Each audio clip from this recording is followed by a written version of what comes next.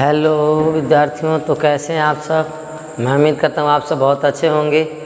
चलिए विद्यार्थियों, आप सबको RS एकेडमी 24 आपके अपने पसंदीदा चैनल पर तहे दिल से स्वागत करता हूँ। तो चलिए विद्यार्थियों, आज हम लोग क्लास 9th के केमिस्ट्री का चैप्टर 1 देख रहे थे, जिसमें हम लोग पिछले लेक्चर में पढ़ा था पदार्थ की अवस्था के बारे में। नहीं, आज हम लोग पढ़ेंगे लेक्चर नंबर 3 में पदार्थ की अवस्था के गुणधर्म के बारे में। नहीं, तो चलिए बिना देर किए हम लोग टॉपिक को शुरू करते हैं। पदार्थ की जो अवस्थाएं हम लोग पढ़े थे, ठोस, द्रव, गैस, ये तीनों अवस्थाएं की क्या प्रॉपर्टीज होती है, क्या गुण होती है। नहीं, चलिए विद्यार्थी हम लोग नहीं प्रेमस्ती में पढ़ते हैं। चलिए, तो यहाँ पर आपको आ गया है पदार्थ की विभिन्न अवस्थाओं के गुण। पदार्थ की अलग अलग अवस्थाएं होती है, इसके बारे में डिफिनेशन हमने पिछले लेक्चर में बताया था आप सभी को विद्यार्थियों। नहीं, तो चलिए आज हम लोग गुण के बारे में अध्ययन करते हैं। तो सबसे पहले आपका है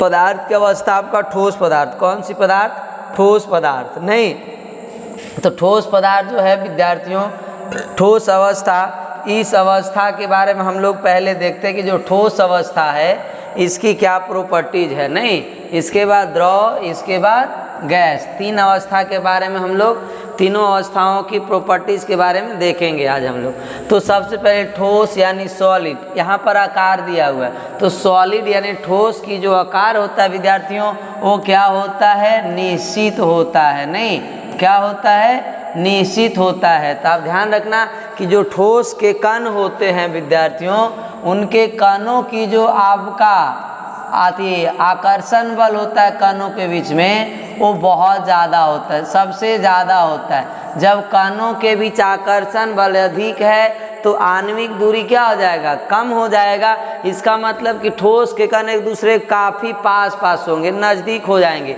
जब काफ़ी पास पास हैं तो इनकी आकार क्या हो जाएगा विद्यार्थियों? निश्चित होता है। हमने पीछे भी देखा था। नहीं, ठोस पदार्थ की जो आकार होता है वो निश्चित होता है कोई भी ठोस पदार्थ। तो जैसे पेन, ये भी आपका ठोस पदार्थ। अब इसे हाथ पर रखें तो भी अपने ही आकार में है, इसे हम लोग पोडियम पर रखें तो भी अपने ही आकार में रहेगा। नहीं, तो ठोस के आकार क्या होता है? निश्चित होता है। इसके बाद हम लोग द्रव देखेंगे विद्यार्थियों। द्रव का आकार क्या होता है? अनिश्चित होता है। द्रव की आकार क्या होता है? अनिश्चित होता है। नहीं, अनिश्चित यानी द्रव का आकार बदलते रहता है, क्योंकि द्रव के जो कण होते हैं वो हल्के दूर दूर स्थित होते हैं। इनके अंदर अंतर आणविक आकर्षण बल थोड़ा कम होता है ठोस की अपेक्षा, तो इनके आकार क्या हो जाते हैं विद्यार्थियों? अनिश्चित हो जाता है। जैसे हमने आपको बताया था तेल, दूध, नहीं जल, ये सब को एग्जाम्पल लेके, अगर तेल को आप नहीं गिलास में डालेंगे तो गिलास के आकार का हो जाएगा, बॉटल में डालेंगे तो बॉटल के आकार का हो जाता है। यानी आकार निश्चित नहीं होता। आपने पानी को भी देखा होगा, पानी के बॉटल में डाली तो बॉटल का आकार, अगर वही पानी को फर्श पर गिरा दिए तो पूरा फैल जाता है, फर्श के आकार ले लेता है। यानी कि आकार बदलते रहता है, आकार निश्चित नहीं होता है। नहीं, कोई भी द्रव पदार्थ का उसकी आकार अनिश्चित होता है। इसके बाद गैस विद्यार्थियों, गैस के भी कण काफ़ी हद तक दूर दूर, इनमें तो अंतर आणविक आकर्षण बल न के बराबर होता है, काफ़ी दूर दूर होते हैं। नहीं, इसलिए इनका भी आकार क्या होता है विद्यार्थियों? अनिश्चित होता है। क्या होता है? अनिश्चित होता है। नहीं, ये भी बदलते रहता है। गैस का भी आकार क्या होगा? बदलते रहता है। नहीं, ये चीज़, इसके बारे में भी हमने पिछले वीडियो में आपको बताया था। तो कि गैस के जो कण होते हैं विद्यार्थियों काफ़ी दूर दूर होता है, इसलिए गैस के आकार क्या होता है? अनिश्चित होता है। आप देख सकते हैं कोई भी गैस है, अब गैस को मान लीजिए हम लोग घर में यूज होता है LPG। अब LPG गैस को हम जब सिलेंडर के आकार में डालेंगे, 10 लीटर के सिलेंडर में डालेंगे, और जिसका आकार रहेगा वही आकार का रहेगा, बड़े सिलेंडर के आकार का। उसे हम छोटा सिलेंडर में डालें तो छोटे सिलेंडर के आकार ले लेगा। नहीं, जिस बर्तन में आप जिस प्रकार के बर्तन में डालिएगा उस बर्तन के आकार का हो जाता है कौन, गैस पदार्थ। तो यहाँ तीन चीज हम लोग देखे कि ठोस का आकार निश्चित होता है, द्रव का आकार अनिश्चित होता है और गैस का आकार क्या होता है, अनिश्चित होता है विद्यार्थियों। नहीं, इसके बाद अगला जो हम लोग का प्रॉपर्टीज है वो आयतन है, यानी वॉल्यूम। हम लोग शेप के बारे में देख लिया, अब वॉल्यूम। तो ठोस का आयतन भी क्या होता है, निश्चित होता है। ठोस का आयतन भी क्या होता है, निश्चित होता है विद्यार्थियों। नहीं, ये भी ध्यान रखिएगा कि जो ठोस का आयतन होता है वो भी निश्चित होता है। नहीं, अगर मान लीजिए ये हम लोग का ठोस पदार्थ है, अब इसे इतना हम लोग इसमें डालें तो जितना जगह यहाँ घेर रहा है उतना ही जगह बोर्ड पर रखने के बाद भी घेरेगा, यानी कि इसका आकार बदलेगा नहीं, सेम आकार का रहेगा। अब जैसे विद्यार्थियों ये रिमोट है, रिमोट भी आपका ठोस पदार्थ, अब इसकी जो आकार है वो तो निश्चित है। अब इसको हम लोग मान लीजिए कि 10 लीटर के बर्तन में डालेंगे तो आपका 10 लीटर बर्तन के पूरा आयतन नहीं घेरेगा, इसका जितना आयतन है उतना ही आयतन घेरेगा। बाल्टी में भी अगर इसे हम कहीं पोडियम पर भी रखें तो पोडियम पर भी उतना ही स्थान घेरेगा। इसका मतलब इसका आयतन भी क्या होता है, निश्चित होता है, आयतन भी फिक्स होता है विद्यार्थियों, समझ गए। इसके बाद हम लोग का द्रव आता है। अब द्रव का आयतन के बारे में आपको बताया था, द्रव का भी आयतन कौन होता है, निश्चित होता है। द्रव का आयतन निश्चित होता है परंतु आकार अनिश्चित होता है। नहीं, तो द्रव का भी आयतन क्या हो जाएगा, निश्चित हो जाएगा। क्या हो जाएगा विद्यार्थियों, निश्चित हो जाएगा। नहीं, ये आयतन निश्चित होता है। जैसे आप यहाँ पर ले सकते हैं 1 लीटर जल लीजिए, अब जल को 1 लीटर जल को 5 लीटर के बर्तन में डालेंगे तो 1 लीटर के इतना ही स्थान घेरेगा। अगर वही जल को 10 लीटर के हम लोग बर्तन में डालते हैं, 10 लीटर के डब्बा में डालते हैं तो वही 1 लीटर पानी 10 लीटर वाला में भी 1 लीटर आयतन घेरेगा। पूरा 10 लीटर डब्बा का आयतन नहीं घेर पाएगा, जितना इसका आयतन है उतना ही घेरेगा विद्यार्थी, समझ गए ना। इसलिए इसका जो आयतन होता है निश्चित होता है। इसके बाद गैस,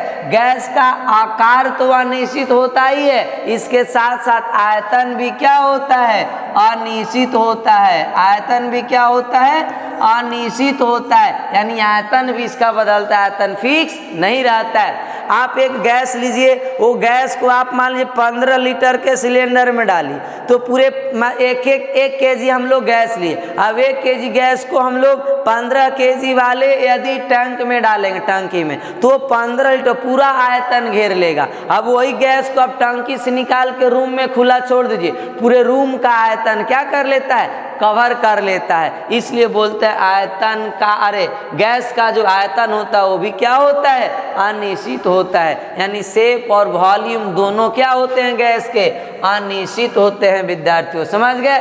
बहुत अच्छे समझ रहे होंगे आप लोग। चलिए इसके बाद आगे हम लोग का है, नहीं आगे क्या है सर, अंतराण्विक आकर्षण बल।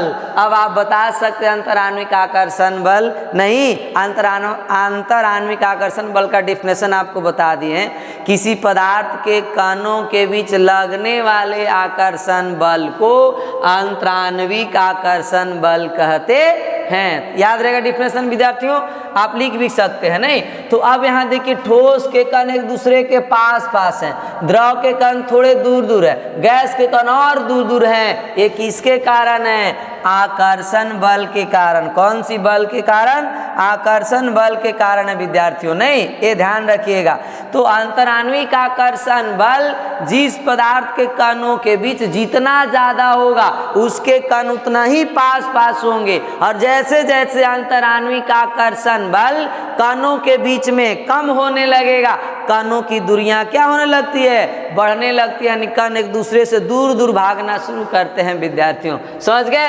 तो यहाँ पर यानी कि ठोस के कण एक दूसरे के क्या होते हैं, पास पास होते हैं, काफी नजदीक होता है। इसलिए हम लोग कह सकते हैं ठोसों के अंदर अंतराण्विक आकर्षण बल जो होता है वो अधिकतम होता है। क्या होता है विद्यार्थियों, अधिकतम होता है, मतलब सबसे ज्यादा होता है। तो आपसे पूछे ठोस द्रव गैस तीनों में सबसे ज्यादा अंतराण्विक आकर्षण बल किस में होता है, ठोस में ज़्यादा होता है, ठोस में ज़्यादा, इसके बाद द्रव में, इसके बाद आपका गैस में सबसे कम होता है, ना के बराबर होता है। तो यहाँ लिख सकते हैं ठोस के जो अंतराण्विक आकर्षण बल होता है वो अधिकतम होता है और द्रव का जो अंतराण्विक आकर्षण बल है विद्यार्थियों अपेक्षाकृत यानी कि ठोस की अपेक्षा कम होता है। यहाँ अधिकतम तो इसमें आप लिख सकते हैं कौन चीज, अधिक लिख सकते हैं, अधिक। अधिक और अधिकतम में अंतर है, अधिकतम का मतलब बहुत ज्यादा है ठोस का, और अधिक द्रव का मतलब कि इसके कणों के बीच भी आकर्षण बल होता है परंतु ठोस की अपेक्षा क्या होता है, कम होता है विद्यार्थियों, समझ गए। और गैस में तो एकदम निम्न होगा, ना के बराबर, क्या होगा विद्यार्थियों, निम्न होता है, एकदम कम होता है ना आकर्षण बल, किसके कणों के बीच, गैस के कणों के बीच, नहीं निम्न होता है यानी कि कम होता है, बहुत कम होता है ना, नगण्य के बराबर होता है, ना के बराबर होता है। इसीलिए तो गैस के कण काफी दूर दूर होते हैं, नहीं पूरे फैल जाते हैं आपका, समझ गए विद्यार्थियों। इसके बाद आगे चलते हैं अंतराण्विक दूरियां, अंतराण्विक दूरियां के बारे में देखेंगे हम लोग, नहीं कि अंतराण्विक दूरियां जो होता है विद्यार्थियों, नहीं वो आपका क्या क्या होता है ठोसों का, तो अंतराण्विक दूरी मतलब कणों के बीच खाली स्थान, नहीं अंतराण्विक दूरी का मतलब क्या कि कणों के बीच जितना दूरी होगा, जितने कणों के बीच खाली स्थान होगा उसी को बोलेंगे अंतराण्विक दूरी या अंतराण्विक स्थान बोला जाता है। आपसे पूछे विद्यार्थियों अंतराण्विक स्थान क्या है, अंतराण्विक दूरियां क्या है, सेम आपका डिफिनेशन है कि दो कणों के बीच जो खाली स्थान होता है, जो रिक्त स्थान होता है उसी को बोलते हैं हम लोग अंतराण्विक दूरी या अंतराण्विक स्थान कहा जाता है, समझ गए विद्यार्थियों। तो अब अंतराण्विक दूरी जो होता है ठोसों के अंदर बहुत कम होता है, देख सकते हैं यहाँ पर ठोस के जो कण है काफी एक दूसरे से सटे हुए हैं ना, यानी इसके बीच में न के बराबर दूरियां हैं, खाली स्थान न के बराबर है यानी बहुत कम होता है। तो अंतराण्विक दूरी निम्न हो जाएगा जबकि अंतराण्विक आकर्षण बल क्या होगा, ज़्यादा। तो अंतराण्विक आकर्षण बल ज़्यादा है तो अंतराण्विक दूरियां क्या हो जाएगा, कम हो जाएगा। यहाँ पर लिख सकते हैं ये निम्न हो जाएगा, क्या होगा विद्यार्थियों, निम्न हो जाएगा। अंतराण्विक दूरी क्या होता है, बहुत कम होता है, नगण्य होता है, न के बराबर होता है ठोस के कणों के बीच। इसके बाद द्रव में आते हैं विद्यार्थियों, क्या कि द्रव के जो कण हैं इनके बीच में थोड़ी सी खाली स्थान ज़्यादा दिख रहा है आप लोग को, इनमें थोड़ी सी खाली स्थान क्या है, ज़्यादा है, नहीं खाली स्थान ज़्यादा करने का मतलब कणों के बीच की दूरी ज़्यादा है ना ठोस की अपेक्षा, ठोस में आपका काफ़ी नज़दीक है लेकिन इनमें थोड़ी सी क्या है आपका दूरियां बढ़ गया है क्योंकि इनमें अंतराण्विक आकर्षण बल भी कम हो गया है, समझ गए। तो यहाँ पर आपका क्या होगा, अंतराण्विक दूरी जो होगा वो ठोस से कम यानी कि ये अधिक होगा, क्या होगा, अधिक होगा। और गैस में क्या हो जाएगा, अधिकतम हो जाएगा विद्यार्थियों, क्या हो जाएगा, अधिकतम हो जाएगा। नहीं द्रव के कणों के बीच जो अंतराण्विक दूरियां होगा वो मध्यवर्ती होता है, मतलब ठोस से ज़्यादा और गैस से कम दूरियां होता है, समझ गए ना। तो इसको मध्यवर्ती भी बोल सकते हैं हम लोग कि द्रव के कणों के बीच जो अंतराण्विक दूरियां होती है वो मध्यवर्ती होता है। मध्यवर्ती कहने का मतलब विद्यार्थियों ठोस से होता है ज़्यादा और गैस से होता है कम, समझ गए, समझ में आ रहा होगा। चलिए अब आगे हम लोग विद्यार्थियों पढ़ेंगे क्या, संपीड्यता के बारे में। आपको बताया था हमने संपीड्यता का मतलब क्या होता है, पीछे डिफिनेशन में लिखे थे। अगर आप विद्यार्थियों पिछले लेक्चर अगर नहीं देखे तो उस लेक्चर को आप देख सकते हैं, वहाँ से आपका संपीड्यता बिल्कुल क्लियर हो जाएगा, समझ गए। आप समझ आएंगे, आप भूलेंगे ही नहीं अगर अच्छे से समझ गए तो, समझ गए। और विद्यार्थियों आपके लिए अभी केवल आपको पढ़ने का समय मिला है, आप केवल अभी अपने दोस्तों से ज़्यादा अपना समय, कीमती समय को अपने सही जगह पर लागू कीजिए, नहीं अपने पढ़ाई में ज़्यादा समय को बिताने की कोशिश कीजिए, क्योंकि विद्यार्थियों सबसे महत्वपूर्ण जो धन होता है हम लोगों के लिए, जो सबसे मूल्यवान जो आपका धन है वो है आपका क्या, हम लोगों के लिए एक है सांस और एक है समय। ये दोनों निश्चित हैं, सांस भी निश्चित है और समय भी क्या है, निश्चित है। समझ गए। तो ये दोनों को हम लोग को सही जगह पर उपयोग करना है, सांस को भी और समय को भी, समझ गए। फालतू कैसे हम लोग को नहीं इस प्रकार से किसी दोस्तों के साथ कहीं पे अपनी समय को बर्बाद नहीं करना है। हम लोग को पढ़ने का मौका मिला, अभी ईश्वर ने आपको पढ़ने का समय दिया है, अभी आपके माता पिता आपको पढ़ने के लिए छोड़ा है, आपको पढ़ने के लिए केवल कहा गया है। तो विद्यार्थियों आप अभी पूरी अपनी फोकस पढ़ाई पर कीजिए, नहीं। तो चलिए हम लोग फिर आगे देखते हैं आपका संपीड्यता। क्या देखते हैं? संपीड्यता। अब संपीड्यता क्या होता है सर? जैसे ये मान लीजिए आपका क्या है, मार्कर ठोस है, अगर इसको हम लोग दाबेंगे तो इसका आकार बदल, इसमें दबाव लग रहा है? नहीं लग रहा है सर, इसमें दाब नहीं लग रहा है। क्यों नहीं लग रहा है? क्योंकि इसके कण तो ऑलरेडी पास पास हैं सर, तो कण के बीच में खाली जगह है नहीं, तो आपस में सटेगा?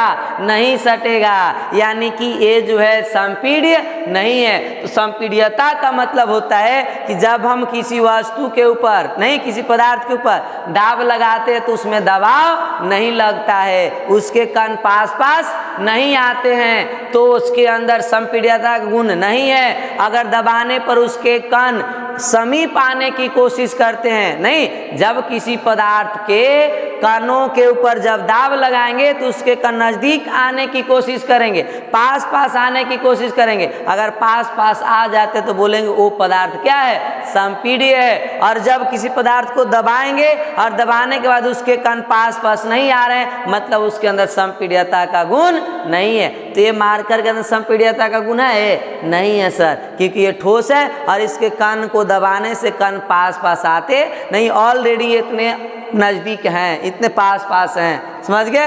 तो यहाँ पर हम लोग देखेंगे तब ठोस के कण तो ऑलरेडी पास पास है ना, तो अब और दबाव लगाएंगे तो पास पास आएंगे? नहीं सर, ये तो ऑलरेडी आपका नज़दीक है ही, तो इसके अंदर जो संपीड्यता होता है विद्यार्थियों वो नहीं होता है, यानी ठोस असंपीड्य होते हैं। ठोस क्या होते हैं? असंपीड्य होते हैं विद्यार्थियों। क्या होते हैं? असंपीड्य होते हैं ना, असंपीड्य होते हैं। कौन? ठोस। जितने भी ठोस पदार्थ हो क्या होते हैं? असंपीड्य होते हैं, समझ गए।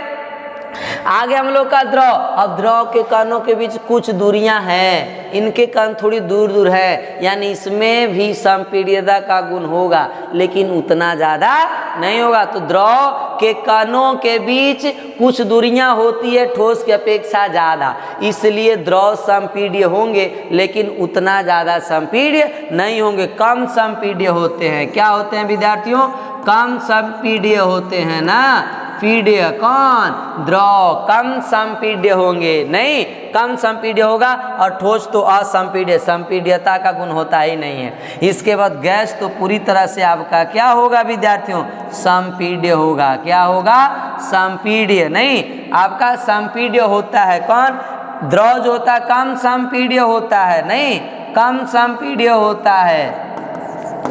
और लेकिन ये आपका जो है ये क्या होता है? संपीड्य होता है। इसके अंदर संपीड्यता का गुण सबसे ज़्यादा होता है। क्यों? क्योंकि गैस के कणों के बीच अंतराण्विक आकर्षण बल बहुत कम है, नहीं, जब आकर्षण बल कम है तो कणों के बीच की दूरियां ज़्यादा हो जाएगा। जब दूरियां ज़्यादा विद्यार्थी दबाएंगे तो कण एक दूसरे के पास पास आने की कोशिश करेंगे ना।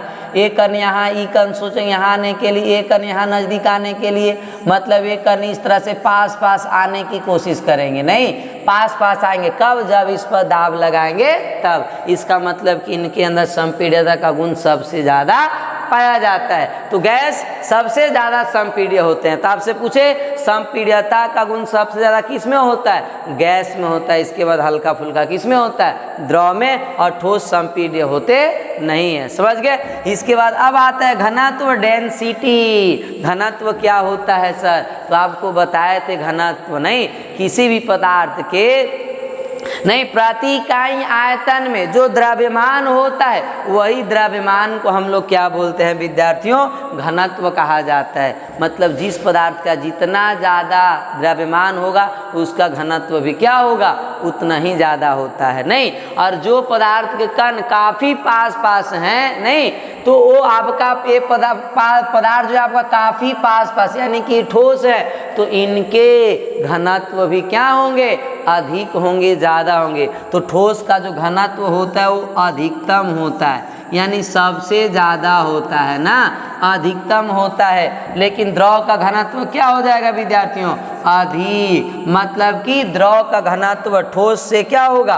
कम, और गैस का जो घनत्व होता है वो निम्न होता है। क्या होता है? निम्न होता है, क्योंकि इनके कण काफ़ी दूर दूर होते हैं ना, ये चीज़। तो ये ठोस का घनत्व सबसे ज़्यादा, द्रव का आपका होता है ठोस से कम, और गैस का सबसे कम घनत्व होता है। समझ गए? अब आप देखे होंगे पूरे एक बड़ा सा तालाब में, नदी में एक छोटा सा कंकड़ डालिए, नहीं, पानी के अंदर, अब वो नदी के अंदर जो पानी, उसमें कंकड़ डूब जाता है कि ऊपर रह जाता है? डूब जाता है सर। क्यों डूब गया? क्योंकि जो आप कंकड़ डाले उसमें, वो कंकड़ ठोस है, और ठोस का घनत्व क्या होता है? द्रव से ज़्यादा होता है, इसलिए ठोस के कण पानी में क्या हो जाता है? डूब जाता है, पत्थर डूब जाता है। समझ गए विद्यार्थियों ये चीज़? इसके बाद हम लोग आ गया था तरलता। अब तरलता क्या है सर? तो इसको भी पिछले लेक्चर में हम लोग देखे हैं। तरलता का मतलब, तरलता क्या होता है? नहीं, किसी पदार्थ में बहने की जो प्रवृत्ति होता है, नहीं, किसी भी पदार्थ का वह गुण, नहीं, जिसमें पदार्थ की क्या होता है? आपका बहने की प्रवृत्ति होता है, पदार्थ बह सकता है, उसी को हम लोग बोलते हैं कौन चीज? तरलता। एक जगह रखें तो ऑटोमेटिक बह के आपका क्या हो जाएगा? कुछ दूर में फैल जाता है, तो उस गुण को बोलते हैं हम लोग कौन चीज? तरलता। तब बताइए, ये ठोस है, ठोस यहाँ रखेंगे तो ये बह रहा है, जहाँ वहीं है ना, ये यानी बह नहीं रहा, इसमें बहने की प्रवृत्ति नहीं है, तो ये तरलता नहीं होगा, इसके अंदर तरलता का गुण नहीं पाया जाएगा। तो हम लोग लिखेंगे ठोस, नहीं, तरल नहीं होते हैं। नहीं, ये लिखेंगे विद्यार्थियों कि ये जो आपका तरल, ये तरल नहीं होते हैं, यानी इनके अंदर तरलता का गुण नहीं पाया जाता है। और पदार्थ क्या होते हैं बच्चे? तरल होते हैं, सॉरी, द्रव क्या होते हैं? तरल होते हैं। नहीं, क्योंकि आप तरल पदार्थ, द्रव को, कोई भी द्रव को एक जगह रखिए तो वह क्या हो जाता है? फैल जाता है। आप एक बोतल पानी लीजिए, पानी को फर्श पर गिराइए, देखिएगा पानी क्या वहीं पर फर्श पर जमा रहता है कि फैल जाता है? फैल जाता है सर। तो फैल जाता है, क्यों फैल जा रहा है? क्योंकि वो आपका जो पानी और द्रव पदार्थ है, और उसके अंदर तरलता का गुण है, यानी उसमें बहने की प्रवृत्ति है, इसलिए कह सकते हैं कि जो द्रव पदार्थ होता है वो क्या होता है? तरल होते हैं। अब गैस भी फैल जाता है अपने आप। नहीं, गैस को आप मान लीजिए कि टंकी से थोड़ा सा निकालिए, नहीं, निकलने के बाद वो क्या हो जाता है? आपका फैल जाता है, यानी गैस में भी बहने की क्षमता है, गैस भी बहता है, इसलिए गैस भी आपका क्या होगा? तरल होगा। नहीं, यानी ये भी क्या होते हैं? तरल होते हैं विद्यार्थियों। गैस भी क्या हो जाएंगे? तरल। तो इस प्रकार से हम लोगों ने ठोस, द्रव, गैस, तीनों अवस्था का गुणधर्म देखा। समझ गए? अब विद्यार्थियों, आपको इसमें से किसी भी टॉपिक में आपको दिक्कत नहीं होना चाहिए। समझ गए ना ये चीज़? अगर आपको इसमें से कोई भी टॉपिक समझ में नहीं आया हो तो आप कमेंट बॉक्स में ज़रूर अपना डाउट लिखें। मैं समय मिलते मैं तुरंत आपके डाउट्स को क्लियर करूँगा। नहीं इसके बाद आगे चलते हैं विद्यार्थियों, हम लोग क्या, अब यहाँ पर इस सब को हम लोग सुचारू रूप से, नहीं, सही तरीका से क्या करते हैं? सबको गुणधर्म को लिखते हैं, ठोस, द्रव, गैस के गुणों को आप, नहीं, जिससे आप नोट कॉपी में नोट कर सके। अब देखिए ठोस के गुण, यानी प्रॉपर्टीज ऑफ सॉलिड। यहाँ पर जितने गुण अभी हम लोग देखे उसी को यहाँ पर लिखा गया विद्यार्थियों। समझ गए ना ये चीज? तो हम लोग देखें कि वहाँ पर ठोस का कार्य व आयतन क्या होता है? दोनों निश्चित होता है। यहाँ पर लिखा हुआ है ठोसों का आकार एवं आयतन दोनों क्या होता है? निश्चित होता है। नहीं, इसके बाद ठोस के कणों के बीच अंतराण्विक आकर्षण बल क्या होगा? अत्यधिक होगा। ये भी हम लोगों ने देखा। देखिए यहाँ पर बताया ना कि अंतराण्विक आकर्षण बल क्या होता है? अधिकतम, यानी अधिक, सबसे ज़्यादा होता है। इसके बाद हम लोग ठोस के कणों के बीच अंतराण्विक दूरी क्या होता है? अंतर आणविक दूरी, अत्यधिक नहीं, यहाँ पर गलती है विद्यार्थियों, सबसे कम लिखिए। ठोस के कणों के बीच अंतराण्विक दूरियां जो होता है वो निम्न होता है। यहाँ पर इसको काट देंगे विद्यार्थियों, अत्यधिक को, नहीं, टाइपिंग मिस्टेक है। यहाँ पर हम लोग लिखेंगे क्या कि ठोस के कणों के बीच अंतराण्विक दूरियां जो होती है वो आपका निम्न होता है, अधिकतम नहीं होता है, नहीं, कम होता है, यानी निम्न होता है। क्या होता है विद्यार्थियों? निम्न। ठोस के कण के बीच में तो दूरी कम ही है ना, यानी कि निम्न हो जाएगा। इसके बाद ठोस संपीड्य नहीं होते हैं, मतलब ठोस को दबाने के बाद उसके कण पास पास नहीं आते, वो ऑलरेडी पास पास होते हैं, इसलिए संपीड्य नहीं है। ठोसों का घनत्व क्या होता है? अधिक होता है, ठोस का घनत्व सबसे ज़्यादा होता है।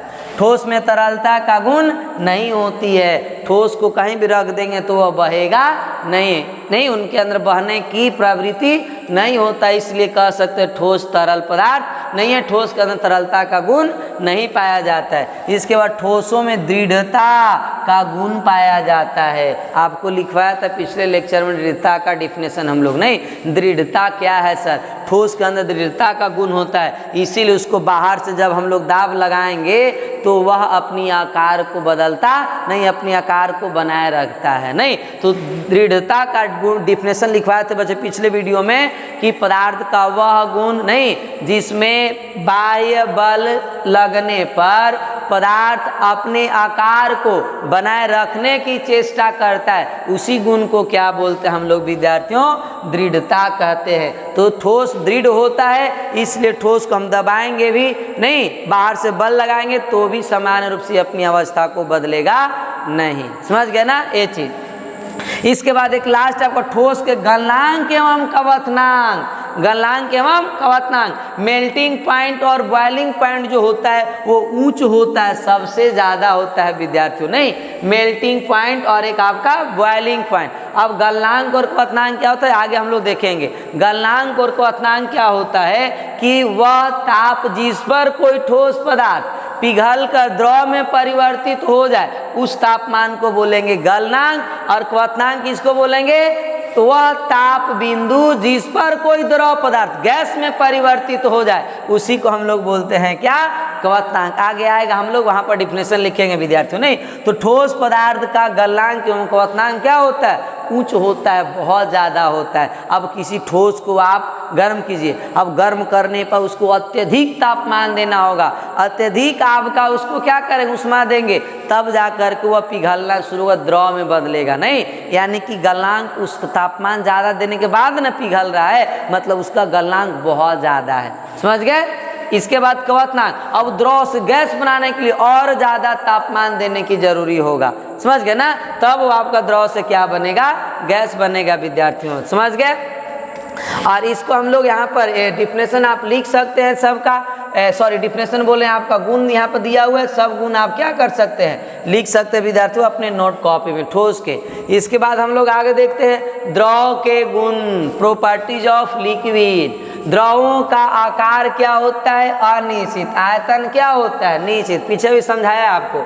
इसके बाद द्रव के कणों के बीच अंतराण्विक आकर्षण बल अपेक्षाकृत कम होता है। अपेक्षाकृत कहने का मतलब कि ठोस से कम होता है। किससे कम होता है बच्चे? ठोस से कम होता है, नहीं। किसका आकर्षण बल? द्रव के कणों के बीच, नहीं। ठोस की अपेक्षा कम और गैस की अपेक्षा क्या होता है? ज़्यादा होता है विद्यार्थियों, समझ गए? इसके बाद द्रव के कणों के बीच आंतराण्विक दूरियां अपेक्षाकृत क्या हो जाती है? यहाँ पर आपका कम लिखा गया, अधिक होगा। यहाँ पर क्या हो जाएगा विद्यार्थियों? अधिक होगा। किसकी अपेक्षा? ठोस की अपेक्षा क्या होगा? अधिक हो जाएगा, नहीं। तो इसको आप लोग नहीं लिखेंगे कम, यहाँ पर लिखेंगे द्रव के कणों के बीच अंतराण्विक जो दूरी होता है वो अपेक्षाकृत अधिक होता है, मतलब ठोस से ज़्यादा होता है। समझ गए ना ये चीज़? इसके बाद हम लोग लिखेंगे द्रव के कणों के बीच दूरियां क्या होगा आपका? बढ़ जाएगा, ज़्यादा हो जाएगा, नहीं। इसके बाद द्रव बहुत कम संपीड्य होते हैं। द्रव भी संपीड्य होते हैं परंतु उतना ज़्यादा संपीड्य नहीं होते हैं, कम होते हैं। द्रव का घनत्व ठोस की अपेक्षा क्या होता है? कम होता है। द्रव में तरलता का गुण पाया जाता है, द्रव में बहने की प्रवृत्ति होती है, जिससे उसके जब हम कहीं रखेंगे तो वह बहने लगता है, मतलब उसके अंदर तरलता का गुण है। इसके बाद भी था द्रवों के गलनांक एवं क्वथनांक। ठोस से क्या होता है? कम होता है। ठोस की अपेक्षा द्रव का गलनांक और क्वथनांक कम होता है, लेकिन गैस की अपेक्षा क्या हो जाएगा आपका? ज़्यादा हो जाएगा विद्यार्थियों। तो समझ गए नहीं? द्रव के गुणधर्म भी हम लोग समझ गए। इसके बाद आगे चलते हम लोग कौन सा? गैस के गुण, प्रॉपर्टीज ऑफ गैस। नहीं तो गैस के गुण क्या होगा, गैस का आकार एवं आयतन दोनों क्या होता है, अनिश्चित होता है, पीछे बताया हमने आपको। नहीं इसके बाद गैस के कणों के बीच अंतराण्विक आकर्षण बल ठोस एवं द्रव से क्या होता है, कम होता है। जो आकर्षण बल होगा वो कम होगा। नहीं किसकी अपेक्षा, ठोस एवं द्रव की अपेक्षा। समझ गए विद्यार्थियों कि जो गैस के कणों के बीच अंतराण्विक आकर्षण बल होता है वो ठोस और द्रव से क्या होता है, कम होता है। इसलिए गैस के कण काफी क्या होते हैं आपका, दूर दूर स्थित होते हैं। समझ गए ना ये चीज। इसके बाद गैस के कणों के बीच अंतराण्विक दूरी जो होता है ठोस एवं द्रव से कम। यहाँ भी गलती लिखा हुआ है, बहुत टाइपिंग मिस्टेक है तो यहाँ पर सही कर लेंगे विद्यार्थियों कि गैस के कणों के बीच अंतराण्विक दूरी जो होता है ठोस एवं द्रव से अधिक होता है। नहीं अधिकतम होता है, बहुत ज़्यादा होता है। समझ गए विद्यार्थियों कि जो गैस के कण होते हैं उनके कणों के बीच की जो दूरियां होता है वो काफ़ी दूर दूर होता है, बहुत ज़्यादा। देख रहे हैं कितना दूर दूर पर है, इस तरह से, यानी बहुत दूर। ये इसके बीच इतना दूरी है, इसके बीच इतना दूरियां हैं। देख रहे हैं विद्यार्थियों, नहीं ये बहुत काफ़ी दूर दूर होते हैं। नहीं यहाँ पर हम लोग कह सकते हैं कि गैस के कणों के बीच अंतराण्विक दूरी ठोस एवं द्रव से क्या होता है, अधिकतम होता है, ज़्यादा होता है। क्यों होता है सर, क्योंकि इसका आकर्षण बल क्या है, कम है विद्यार्थियों। आकर्षण बल क्या है कणों के बीच में, कम है। अगर आकर्षण बल ज़्यादा होता तो एक दूसरे के एकदम नज़दीक आ जाते, पास पास होते। नहीं ये चीज़ ध्यान रखिएगा विद्यार्थियों। इसके बाद आगे गैस बहुत अधिक संपीड्य होते हैं। गैस के अंदर ज़्यादा संपीड्यता का गुण पाया जाता है, क्योंकि यहाँ पर देखिए गैस के कण काफ़ी दूर दूर है ना। अब इसे हम लोग बाहर से दाब लगाएंगे तो गैस के कण क्या करेंगे, नज़दीक आना शुरू करेगा, इसके नज़दीक यहाँ पर आना शुरू करेगा। जब इस पर दाब लगाया तो ये कण यहाँ आना शुरू करेगा, इस पर दाब लगेगा तो ये भी इसके पास आना शुरू करेगा, इस पर दाब लगाया तो ये भी यहाँ आना शुरू करेगा, इस पर दबाएंगे तो ये भी यहाँ लगेगा, इस पर जब दाब लगाएंगे तो ये भी यहाँ पर आने की कोशिश करेगा। मतलब गैस के कण पर जब बाहर से दबाव पड़ता है तो गैस के कण समीप आने की कोशिश करते हैं, पास पास आने की कोशिश करेंगे। तो यही गुण को बोलते हैं हम लोग संपीड्य। तो गैस के अंदर गैस के कणों में काफ़ी दूरी है, इसमें दबाव लगाएं तो गैस कण पास पास आएंगे, मतलब ये सबसे ज़्यादा संपीड्य होता है। समझ गए ना ये चीज़। इसके बाद गैस का घनत्व तो ठोस एवं द्रव की अपेक्षा क्या होता है, कम होता है, क्योंकि इसके कणों के बीच अंतराण्विक दूरी अधिक है। इसके बाद गैस में तरलता का गुण पाया जाता है। गैस में भी बहने की प्रवृत्ति होता है, इसलिए कह सकते हैं गैस में भी तरलता का गुण पाया जाता है। इसके बाद गैस के गलनांक एवं क्वथनांक ठोस एवं द्रव से क्या होता है, कम होता है। गैस का जो गलनांक एवं क्वथनांक बिंदु होगा, यानी कि इसका क्या होगा आपका, ठोस एवं द्रव से काफ़ी कम हो जाएगा। समझ गए विद्यार्थियों। ये था हम लोग का प्रॉपर्टीज आपका पदार्थ की अवस्था का, ठोस द्रव एवं गैस का। समझ गए। तो आज हम लोग यहीं तक रहने देते हैं, फिर हम लोग अगले वीडियो में कल मिलते हैं। नहीं तब तक विद्यार्थियों आप इसे अपनी कॉपी में नोट डाउन कीजिए, फिर हम लोग अगले लेक्चर लेकर के नए अंदाज में हम लोग फिर मस्ती से अपनी पढ़ाई को लेक्चर नंबर 4 में कंटिन्यू रखेंगे। तब तक के लिए विद्यार्थियों आप सबको नहीं बहुत बहुत धन्यवाद। इतनी मेहनत से आप अपनी पढ़ाई कर रहे हैं, मैं उम्मीद करता हूँ विद्यार्थियों आप पूरी तैयारी इसी तरह से, यही एनर्जी और यही जोश के साथ करेंगे। नहीं तो विद्यार्थियों आप अपनी जितनी भी हमने टॉपिक को कवर किया उस टॉपिक को पूरी अच्छी से आप फोकस कीजिए और उसे समझिए। अगर जो टॉपिक नहीं समझ में आता है तो आप उसे अपने कमेंट में डाउट्स को लिखिए, समय मिलने के बाद तुरंत मैं आपको आपके डाउट को क्लियर कर दूंगा। नहीं तो फिर हम लोग कल आते हैं, तब तक आप नोट डाउन कीजिए। जय हिंद, जय भारत, जय विद्यार्थी।